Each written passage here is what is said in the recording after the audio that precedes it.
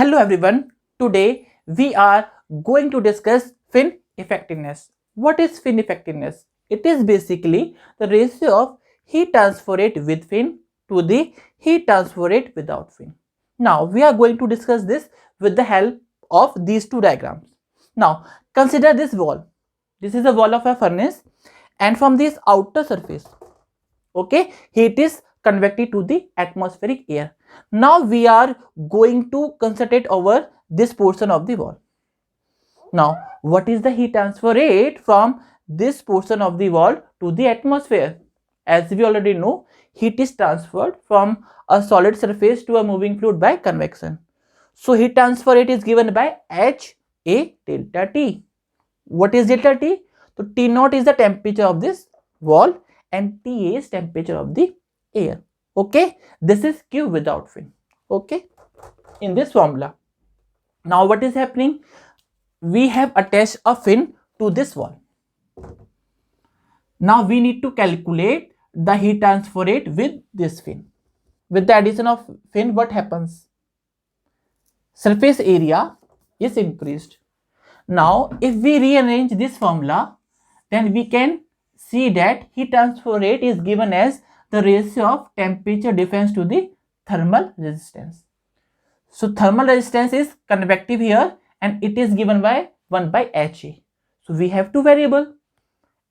First variable is H, convective heat transfer coefficient, and second one is area. So what we are doing? We are reducing this thermal resistance by increasing this factor, area exposed between this wall and the air. Okay, now in second case, what is happening? We are calculating Q with fin. As we already know, initially when there was no fin, this area was exposed to air and heat was only transferred by convection. Now what is happening in this case? In this case, when fin is attached, heat will be conducted from the wall to the fin, and from the fin heat will be convected to the atmosphere. Okay, from the energy balance, whatever heat is convected by this fin to the air should be equal to the heat entering this fin at the base. So where the wall face where fin is attached is known as base of the fin, and this is known as tip of the fin.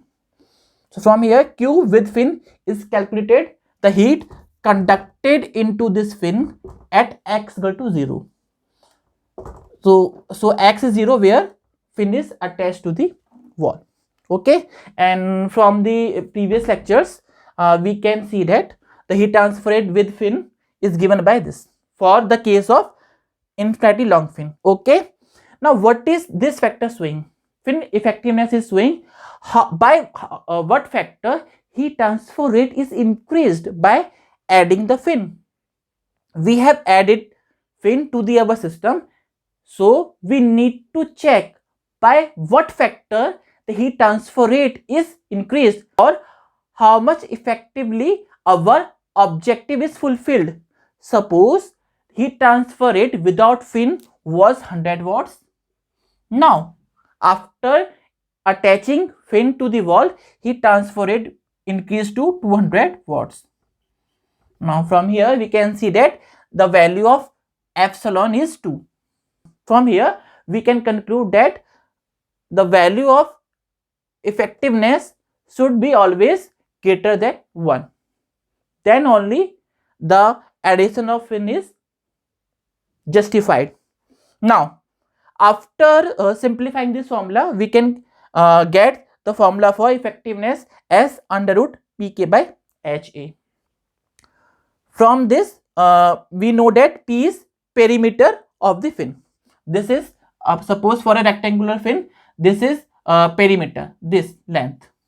If width of the fin is 2 mm and thickness is 1 mm, then perimeter will be twice 2 plus 1. Okay, and ACS is this area, this cross sectional area. Now for effectiveness to be high, what is required? These are 4 mandatory condition for effectiveness to be high. First of all, thermal conductivity should be high. Secondly, the value of H, convective heat transfer coefficient, should be low. Perimeter should be high and cross-sectional area should be low. From these two factors, we can conclude that thin, closely spaced fins are more effective. Because if this condition fulfills, it means this is the physical meaning of this condition. So when this condition is fulfilled, then effectiveness is high. It means thin, closely spaced fins are having high value of fin effectiveness. Now, what are the other conclusion from this discussion? The thermal conductivity of the fin material should be very high. Hence, aluminum and copper are generally used material for fin.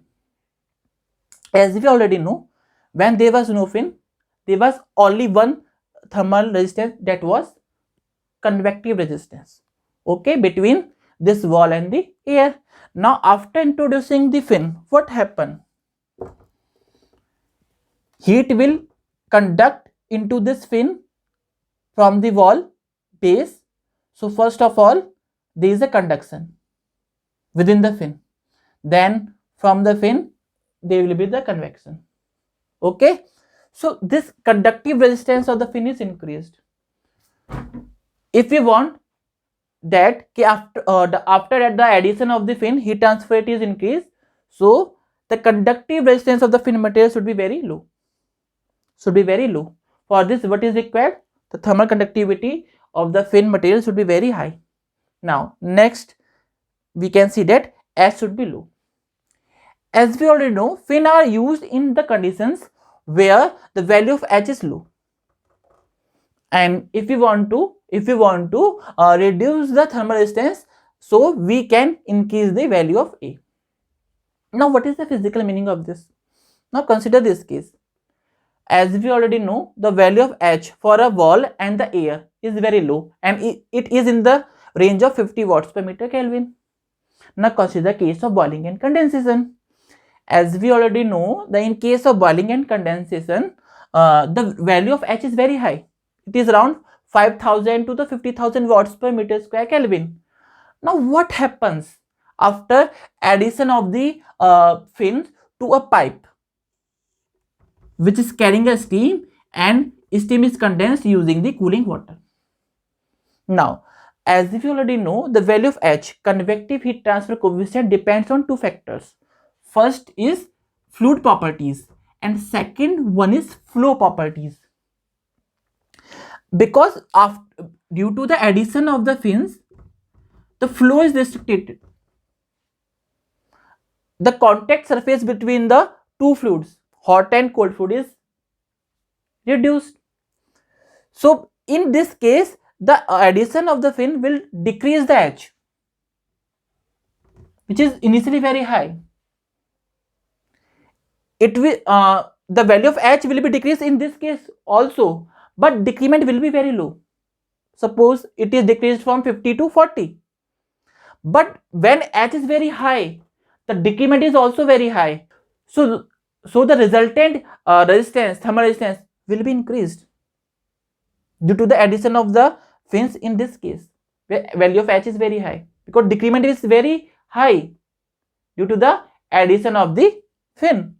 So we can never use fin in case of boiling and condensation. This is our third conclusion from this discussion. So fins are not used in boiling and condensation. So fins are always used where the value of H is low. Now we are going to discuss some problems from the GATE examinations. Now look at this problem from the GATE examination. What should be the answer? Tell me. Thin, closely spaced fins are used. Okay. Now we are going to stop here, and thank you everyone.